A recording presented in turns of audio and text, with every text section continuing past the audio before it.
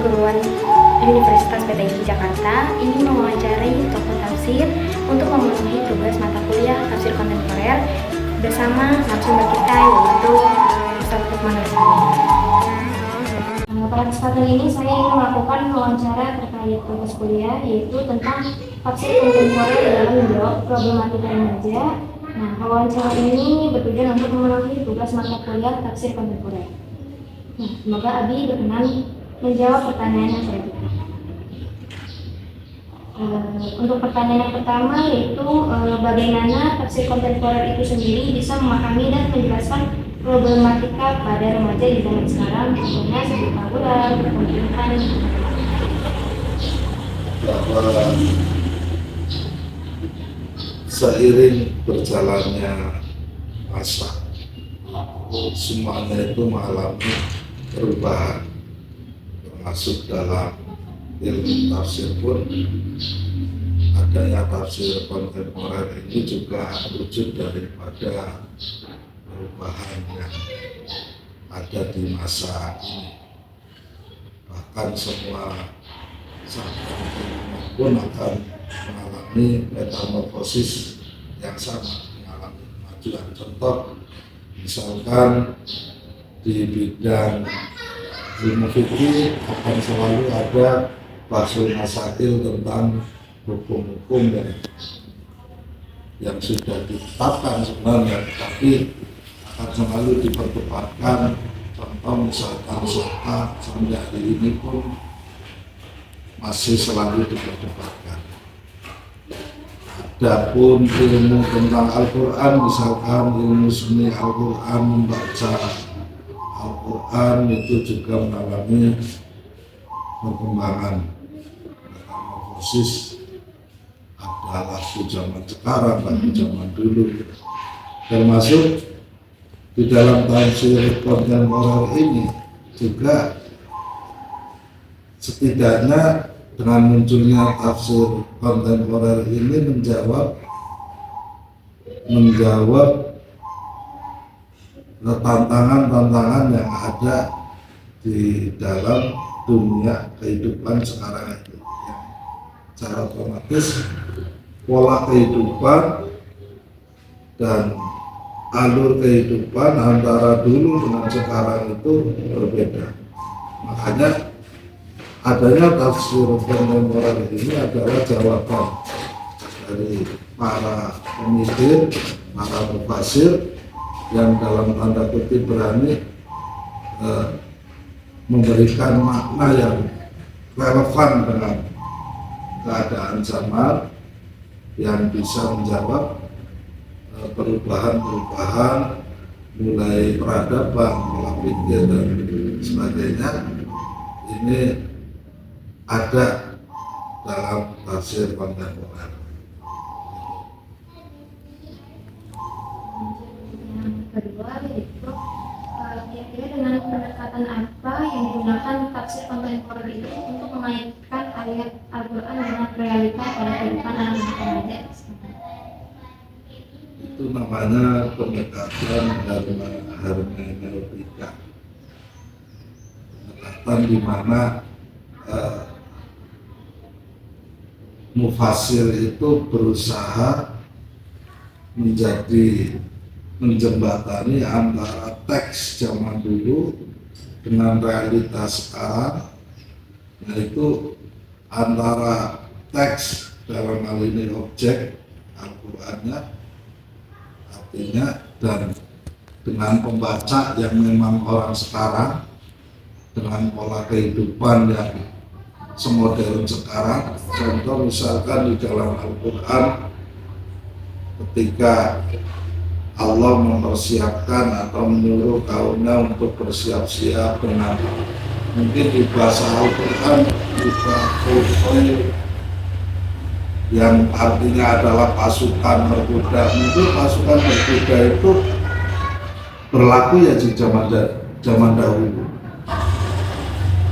Ketika penggambaran perang zaman dahulu itu ya dengan pasukan berkuda dan tapi kalau penggambaran perang zaman sekarang mungkin beda.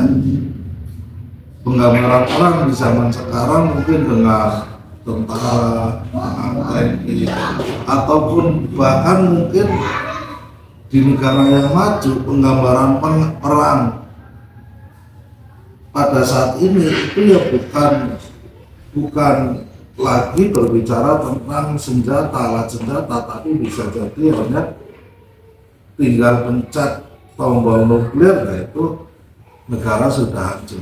Artinya bahwa tafsir kontemporer ini itu melakukan pendekatan makna di zaman sekarang dengan pola kehidupan sekarang yang dipahami oleh anak-anak sekarang, artinya dengan pola sistem yang modern. Pertanyaan ketiga, menurut Abi sendiri, sejauh mana tafsir kontemporer itu mampu memberikan solusi atas krisisnya moral pada remaja? Tergantung yang mempelajari.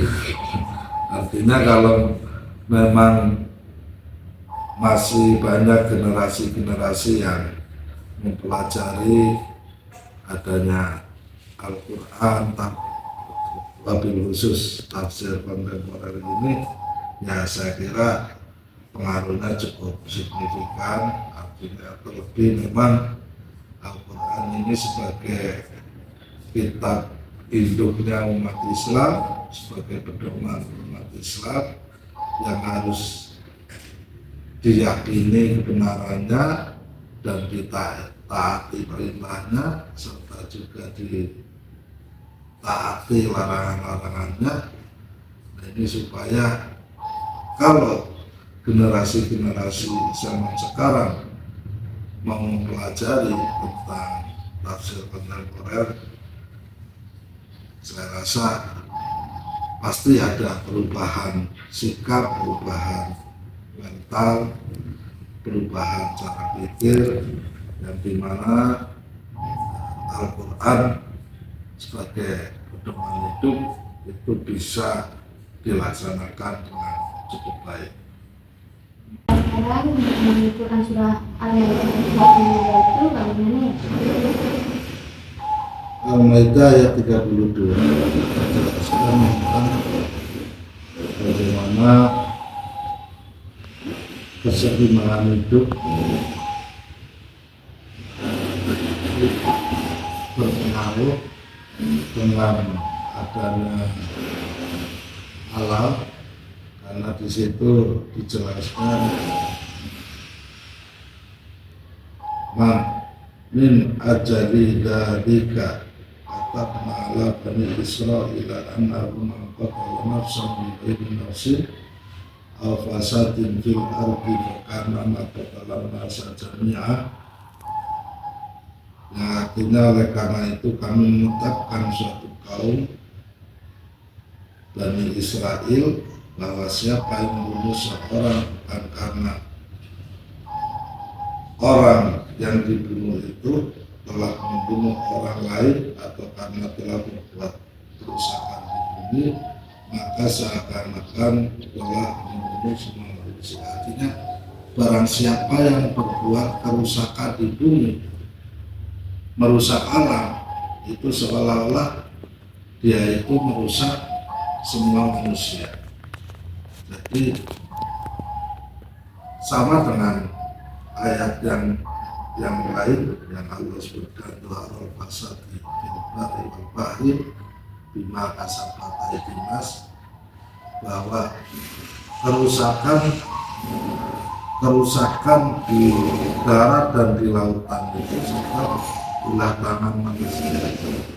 Artinya bahwa ketika kita melakukan pengerusakan atau tidak menjaga ekosistem, tidak menjaga lingkungan, tidak menjaga alam, bahkan kita merusaknya, itu sama halnya kita merusak seluruh manusia. Dan ketika kita menjaga alam, merawat alam, itu sama halnya juga kita menjaga alam, menjaga manusia, menjaga kedamaian. Jadi intinya Al-Quran pun mengajak kita semuanya untuk bukan hanya berbuat baik kepada manusia, terhadap alam pun kita juga harus menjaganya, harus berbuat baik. Bagaimana supaya tidak terjadi banjir, jangan buang sampah sembarangan, tidak alam, kestabilan alam, jadi kehidupan juga akan stabil. Bagaimana cara menyampaikan vaksin plastik selagi memahami dari rumah Allah? Yaitu harus menguasai beberapa dasar, terutama ilmu nahu soroh sebagai artinya agar kita tidak salah dalam menyampaikan. Yang kedua, nah, adanya teknologi itu bisa kita manfaatkan, dibikin gambar-gambar yang menarik, dibikin dengan penampilan yang menarik, pesan-pesan singkat. Nah, kita rasa apalagi generasi yang sekarang itu, generasi zaman sekarang itu tidak mau susah. Jadi mereka mau yang simpel-simpel saja. Mereka mau menerima hal yang simpel, misalkan hukum ya. Mereka nggak mau yang wah ini hukumnya, tapi yang jelas halal haram. Termasuk untuk menyampaikan tafsir kontemporer itu perlu juga dibikin pesan-pesan singkat dalam Al-Quran yang terkait dengan kehidupan sehari-hari.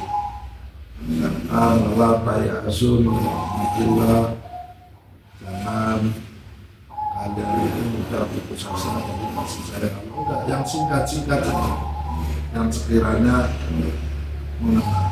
Inna Allah ma'ana, sesungguhnya Allah selalu bersama kita. Bersama kita melalui media itu juga salah satu cara untuk menyampaikan ilmu Allah Subhanahu wa Ta'ala, salah satunya adalah ilmu tafsir. Untuk pertanyaan terakhir, kira-kira tantangan terbesar dalam mengajarkan tafsir untuk membimbing anak belajar pada masa sekarang itu bagaimana? Tetap kembali dengan hal yang sama, artinya bahwa adanya media ini harus bisa memanfaatkan media. Kalau kita bisa memanfaatkan media itu menjadi alat dakwah, alat jual bagi kita. Tapi kalau kita tidak bisa memanfaatkan media, ini menjadi momok rintangan yang paling besar zaman ini, karena anak-anak muda sekarang itu lebih suka baca HP daripada pegang buku. Mereka juga lebih suka setiap harinya itu tidak lepas dari HP, dari media sosial yang tentu saja dalam segi kepribadian itu sangat berpengaruh, dari segi sikap juga sangat berpengaruh. Oleh karenanya ketika kita bisa menggunakan media dengan baik, diisi dengan konten-konten yang baik, dan juga untuk menyebarkan hal-hal yang baik, insya Allah akan banyak manfaatnya. Terlebih untuk menyebarkan hal-hal yang terkait dengan ajaran-ajaran agama, salah satunya adalah tafsir. Itu bukan hal yang mustahil ketika dikemas dengan baik, disampaikan dengan baik, dan juga pas dengan situasi atau keadaan yang banyak dialami oleh anak-anak muda sekarang. Tentu saja itu akan membawa perubahan, sedikit perubahan lah, setidaknya perubahan yang positif, sehingga bisa mengarahkan anak-anak muda hari ini itu menuju masa yang lebih baik ketika mereka dikenalkan dengan ilmu-ilmu tafsir, ilmu Al-Quran, sehingga mereka tidak buta dalam kehidupannya.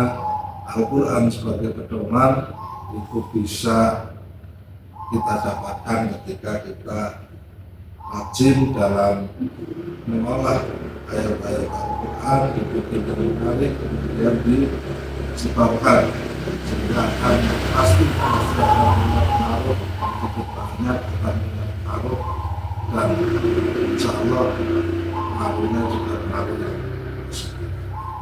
Ya, baik, terima kasih tadi sudah menjawab pertanyaan saya. Dan juga terima kasih sudah saya mengganggu waktunya Abi. Saya akhiri. Assalamualaikum warahmatullahi wabarakatuh.